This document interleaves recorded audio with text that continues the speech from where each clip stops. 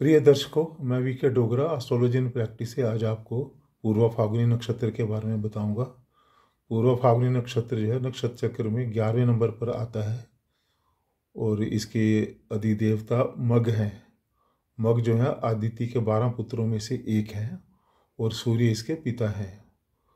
यह नक्षत्र सिंह राशि में 13 डिग्री 20 मिनट से लेकर 26 डिग्री 40 मिनट तक आता है। इस प्रकार इस नक्षत्र पर शुक्र और सूर्य का अधिकतम प्रभाव रहता है। अब जहाँ तक इस नक्षत्र में पैदा हुए जातकों का सवाल है, तो इस नक्षत्र में पहले हम पुरुष जातकों के बारे में जिक्र करते हैं।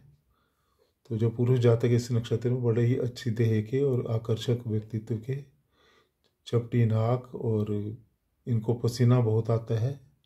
रंग इनका नॉर्मल और से लेके फेयर तक होता है, मतलब नॉर्मल सामान्य से लेके और काफ़ी सफ़ेद होता है इनका रंग।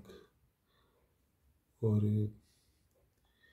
इस नक्षत्र के जो जातक हैं ये अपने आप को सबसे आगे रखने वाले होते हैं, अधिकार प्रिय बहुत ज़्यादा होते हैं। इस नक्षत्र के जातक अपने आप को हमेशा सबसे आगे, किसी को अपने आगे देखना पसंद नहीं करते।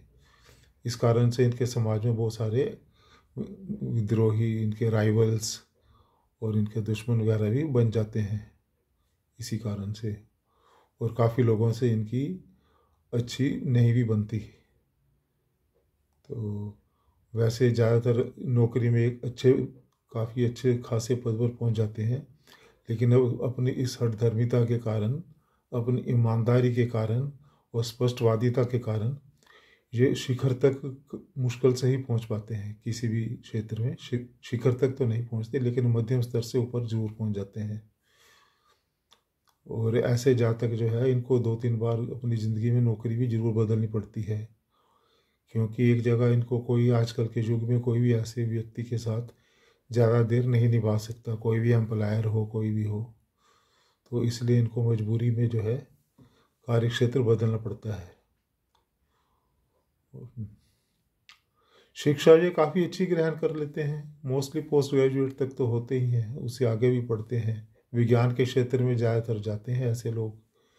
अगर विज्ञान के क्षेत्र में नहीं जाएंगे तो फिर ये किसी कला के क्षेत्र में जाना पसंद करेंगे, या फिर अपना कुछ हद तक कॉमर्स के लाइन में भी जा सकते हैं। लेकिन मोस्टली ये विज्ञान के क्षेत्र में ही जाते हैं और इंजीनियरिंग आदि के क्षेत्र में ज़्यादा जाते हैं। चिकित्सा के क्षेत्र में कम जाते हैं ऐसे जातक।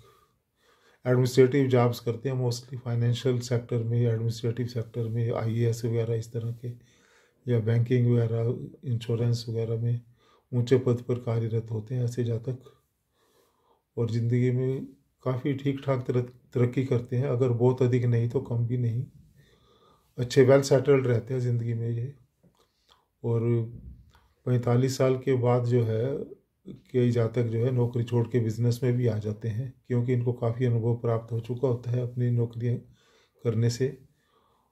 और फिर ये अपना कोई भी काम करते हैं तो उसमें ये सफल रहते हैं। और इनका बुढ़ापा बड़ा ही सुखमय और आनंददायक होता है, लेकिन जवानी में इनको मिडिल लाइफ में बहुत ज़्यादा संघर्ष करना पड़ता है, क्योंकि घर में भी अपने आप को सबसे ऊपर रखना चाहते हैं, बाहर भी अपने आप को सबसे ऊपर रखना चाहते हैं। तो इसीलिए इनके साथ टेंशन बनी रहती है, घर पे भी बाहर भी। तो कोई भी इनका जो है इनका सहायक नहीं होता। ये तो सबकी सहायता कर देंगे ज़रूरत पड़ने पर बेझिझक, लेकिन जब इनको ज़रूरत पड़ेगी तो कोई भी इनकी सहायता नहीं करता है। तो अपने बलबूते पर ही ये सब ज़िंदगी में हासिल करते हैं, और बल्कि दूसरों को भी ऊपर पहुंचाने में योगदान देते हैं, लेकिन इनको कहीं से भी किसी प्रकार की सहायता नहीं मिलती, ना अपने दोस्तों यारों से, ना रिश्तेदारों से, ना उच्च अधिकारियों से। किसी भी तरफ से इनको कोई विशेष सहायता नहीं मिलती, उल्टे इनको जो है वहाँ से अवरोध ही प्राप्त होता है। तो और सब लोग इनको जो है ना डाउन करने की कोशिश करते हैं, क्योंकि काफ़ी अपने स्वाभिमानी होते हैं बहुत ज़्यादा, और अपने गुणवान भी होते हैं, और अपने आप में इनको फ़ख्र भी होता है। तो लोग जो है अंदर ही अंदर से इनसे जलते कटते हैं और इनको नीचा दिखाने की कोशिश हर तरह से करते हैं। इनके मुंह पे तो नहीं करते, लेकिन इनके पीछे से षड्यंत्र रचकर ऐसे कार्य लोग करते हैं इनके प्रति। जहाँ तक कि इस नक्षत्र की महिलाओं का सवाल है, तो महिलाएं भी इस नक्षत्र की वो अच्छी सुंदर होती हैं। उनका थोड़ा वजन बढ़ जाता है मिडिल एज में जाके, लेकिन फिर भी वो रहती है अति सुंदर और आकर्षक ही है। और वो भी अपने आप को किसी से कम नहीं सोचती। और ये महिलाएं भी जो है ज़्यादातर विज्ञान के क्षेत्र में काफ़ी आगे निकलती हैं, साइंटिस्ट वगैरह बहुत अच्छी बनती हैं, या फिर कला आदि के क्षेत्र में इनकी रुचि रहती है। लेकिन वो अपने आप को किसी से कम नहीं सोचती, इसलिए उनकी आस पड़ोसियों से भी ज़्यादा अच्छी नहीं बनती, घर पे भी ज़्यादा किसी से अच्छा नहीं इनका स्वभाव रहता, किसी से तालमेल अच्छा नहीं रहता। और बाहर भी इनको अगर ये साइंटिफिक लाइन वगैरह में चले जाएं तो कोई ज़्यादा कठिनाई नहीं आती इनको, क्योंकि वहाँ एडमिनिस्ट्रेटिव लाइन में इनको कठिनाई आएगी अगर वहाँ पर जाएंगी तो। और संतान इनकी अच्छी निकलती है, बहुत अच्छी निकलती है संतान इनकी, और बुढ़ापा इनका काफ़ी जो है आराम से कटता है। इनको जो है कोई विशेष बीमारी नहीं होती, बस थोड़ी बहुत पेट की बीमारी, पेट की आंतों की बीमारी, एसिडिटी वगैरह इस तरह की चीज़ें इनको होती हैं। आगे जाके शुगर भी, डायबिटीज़ भी होने की संभावना रहती है। और कुल मिलाकर इनका स्वास्थ्य उत्तम ही कहा जा सकता है, और बड़ी एक्टिव रहती हैं थ्रू आउट अपनी लाइफ में। ये कभी भी सुस्त नहीं देखी जाएंगी इस प्रकार की महिलाएं जो हैं, और बहुत ही अपने क्षेत्र में प्रगतिशील रहेंगी। अगर एक जगह इनको ज़्यादा तरक्की नहीं मिलेगी तो उसको छोड़ के दूसरी जगह चले जाएंगी, दूसरी से तीसरी चले जाएंगी, लेकिन अपने प्रगति के पथ को वो छोड़ेंगी नहीं। और अगर व्यापार भी करेंगी तो उसमें भी अच्छी सफलता ये प्राप्त करेंगी। अब जहाँ तक दृष्टियों का सवाल है, अगर चंद्रमा पूर्व फाल्गुनी नक्षत्र में हो और उस पर सूर्य की दृष्टि हो तो व्यक्ति विभिन्न प्रकार के लोगों से काम लेने में माहिर होता है, मतलब दूसरों से काम लेने में वो माहिर होता है, यानी कि is a very good in management. वह सदैव दूसरों की सहायता करता है, परंतु कष्ट के समय उसकी कोई सहायता नहीं करता। आर्थिक स्थिति संतोषजनक होती है, और अगर मंगल की दृष्टि आ जाए चंद्र पे तो व्यक्ति चालाक हो जाता है, धनी हो जाता है और शातिर हो जाता है, फिर वो शातिर, चालाक और धनी बन जाता है।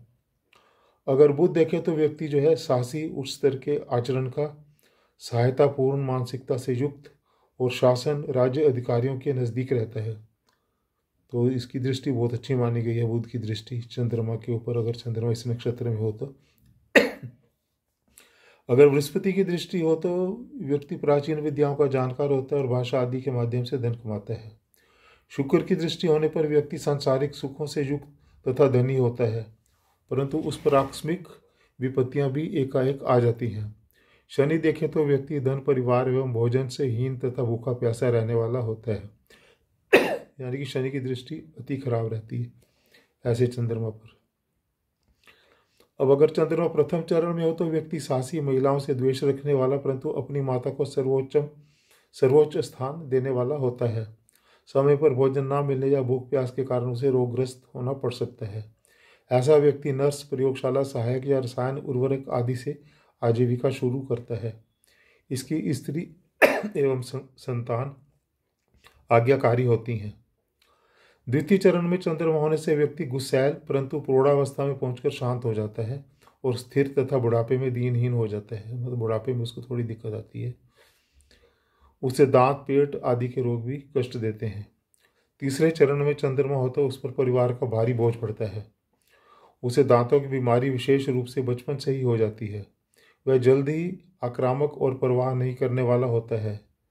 उसके धन को चोर भी हरण कर लेते हैं, परंतु वह कानून की सहायता से या दूसरे उपायों से अपने घाटों को पूरा कर लेता है। चौथे चरण में चंद्रमा हो तो व्यक्ति बहुत से उपकरणों एवं तकनीक का ज्ञाता होता है, हरफनमौला होता है ऐसा जातक। जनता की सेवा में उसे विशेष रुचि रहती है। उसके द्वारा कई प्रकार के कार्य आरंभ होते हैं। फिर भी वह व्यक्ति अपनी सामाजिक प्रतिष्ठा से धन कमाने की बजाय यश प्राप्त करने वाले से ही संतोष कर लेता है, यानी उसको धन की इतनी चिंता नहीं होती, लेकिन अपने यश की बहुत चिंता होती है ऐसे जातक को। धन बेशक थोड़ा कम मिले, लेकिन मान, प्रतिष्ठा, यश उसको पूर्ण प्राप्त होना चाहिए, उसी से ही उसको संतोष प्राप्त होता है। तो ये था पूर्व फाल्गुनी नक्षत्र के बारे में। अब जैसे कि आपको पता है पूर्व फाल्गुनी नक्षत्र जो है इसके अधिदेवता जो मग हैं सूर्य के पुत्र हैं, और ये वैसे भी सिंह राशि में आता है, तो इसके मतलब सूर्य का प्रभाव इस पर अत्यधिक पड़ता है। और दूसरा, ये शुक्र ग्रह के अंतर्गत आता है ये नक्षत्र, तो शुक्र का का भी असर इस पर पूर्ण होता है। यानी ऐसा व्यक्ति अधिकार प्राप्त भी होता है और बहुत सुंदर और सुखमय जीवन बीतने वाला वैभवशाली होता है, अगर ये सूर्य और शुक्र दोनों ही अच्छी पोजीशन में हों। इनमें भी कोई भी कमज़ोर हो तो उसको सशक्त करना जरूरी हो जाता है, जिसके लिए आप उसका नग वगैरह पहन सकते हैं, उसके मंत्रों का जाप कर सकते हैं, सूर्य को जल दे सकते हैं, शुक्र के लिए गाय की सेवा कर सकते हैं, पत्नी से अच्छा व्यवहार रखें, महिलाओं से अच्छा व्यवहार रखें। तो और शुक्र का रत्न भी धारण कर सकते हैं, कुंडली के अनुसार अगर सूट करे तो हीरा रत्न धारण करें, या फिर सफ़ेद पुखराज धारण कर सकते हैं। और माँ दुर्गा की पूजा इसमें विशेष सहायक होती है ऐसे जातक को। तो माँ दुर्गा की और हनुमान की पूजा भी काफ़ी अनुकूल रहेगी। तो चंद ये उपाय करने से जो है, और थोड़ा इन जातकों को थोड़ा शुगर वगैरह कम लेनी चाहिए, क्योंकि इनका आगे जाके मोटापा और शुगर होने के चांसेस बहुत ज़्यादा होते हैं। तो इनको थोड़ा अपने खान पीन पर नियंत्रण रखना चाहिए, ख़ास तौर से शुगर पर और मीठी चीज़ों पर, यानी कि इनको ज़्यादा नियंत्रण रखना चाहिए। तो मात्र इतना करने से इनको जो है अच्छा फल प्राप्त होंगे। सूर्य के मंत्र का जाप कर सकते हैं, सूर्य को जल दें, सूर्य के मंत्र का जाप करें, गायत्री मंत्र का जाप करें। तो ये ऐसी चीज़ें करने से इनको जो ओवरऑल इनका सामान्य जीवन अच्छी उत्तम क्वालिटी का चलेगा। तो आज बस इतना ही इस नक्षत्र के बारे में। कृपया मेरी वीडियो को आप लाइक करें, आप सब्सक्राइब करें, शेयर करें अधिक से अधिक, ताकि और भी आगे आगे आपको सब्सक्राइब जरूर करें, ताकि मेरे सभी वीडियोस आपको जो है पहुंचते जाएं। और सब्सक्राइब करके बेल आइटम जरूर दबाएं, बेल बटन जरूर दबाएं, ताकि हर मेरा जो एपिसोड है आपके पास पहुंचता रहे नियमित रूप से। धन्यवाद।